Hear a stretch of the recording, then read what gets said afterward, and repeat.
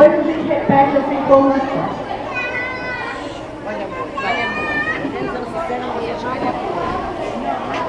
Boa tarde. Em meu nome, em nome do grupo, né? Eu gostaria de ler umas palavras para vocês. Hoje é dia de festa. Uma festa de sentimentos e gratidão. Gratidão esta demonstrada através da mais pura sensibilidade, que é a música, onde podemos expressar todas as diferenças numa harmonia repleta de alegria. Seguindo as mudanças propostas para este ano, resolvemos inovar.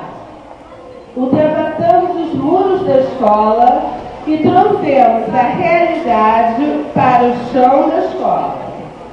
Chão este que é a base do encontro das alegrias, vitórias, conquistas, confianças, novidade, aprendizado.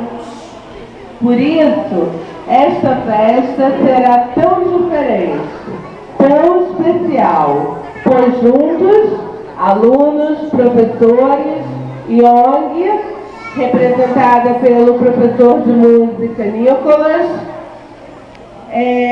criamos o Funk das Mães e convidamos vocês para cantar com a gente e admirar a nossa criação. Feliz Dia das Mães a todas.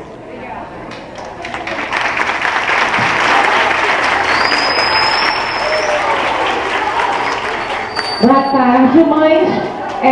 Nós temos um quinto ano que resolveu fazer uma coreografia e os meninos pediram para ser apresentados um a um. Isso não estava no script, mas eles querem dar presente.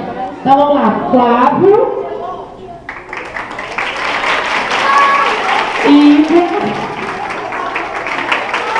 Rickson,